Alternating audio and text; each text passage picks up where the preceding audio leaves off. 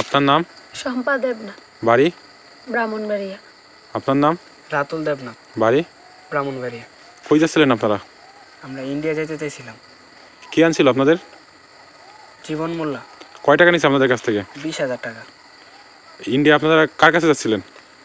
আমরা বাবার কাছে যাইতেছিলাম। আপনার বাবা এখানে কি করে? বাবা কি করে জানি না, আমরা বাবা 1.5 বছর আগে চলে গেছে আমাদের রাইখা, আমরা খোঁজার জন্য যাইতেছিলাম। বিজিবি কোনো টাকা পয়সা নিচ্ছে আপনাদের কাছ থেকে? না স্যার। আপনাদের কাছে কি ছিল? স্যার একটা বাটন মোবাইল, একটা স্মার্টফোন।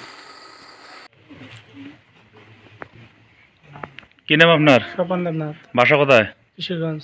কিশোরগঞ্জ কোথায়? কিশোরগঞ্জ মহিনন্দ নাথপাড়া। কোথায় যেতেছিলেন? অবৈধভাবে ভারত যেতেছিলাম। কে নিয়ে আসছে আপনাদের? সুয়ের রানা। শৈলা রানা। হ্যাঁ। আপনাদের সঙ্গে কি কি ছিল? 3টা শাড়ি ছিল, একটা মোবাইল ছিল, আর কানের দুল ছিল, আর 3,000 কানের দুল কি শোনার না ইমিটেশন?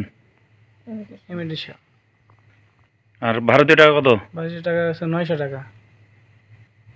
কত দালালের সঙ্গে কত চুক্তি করছিলেন? 42,000। টাকা দিছেন? 42,000 টাকা দিছি। টাকা দেন। বিজিবির সাথে কোনো সম্পর্ক, টাকার ব্যাপারে কোনো লেনদেন হয়েছে? না। হ্যাঁ? না।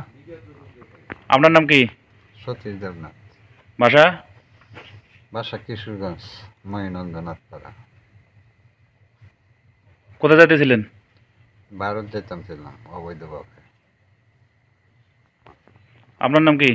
শুক্লারানী দেবী, বাসা? বাসা কিশোরগঞ্জ। আপনার স্বামীর নাম কি? স্বপন দেবনাথ, কোথায় যেতেছিলেন? অবৈধভাবে ইন্ডিয়া যাবে। বিজিবি আপনাদের কাছ থেকে কোনো কিছু নিছে? না। কোনো টাকা পয়সা লেনদেন হয়েছে বিজিবির সঙ্গে? না। আপনার নাম কি? কানুনওয়ালা দেবন।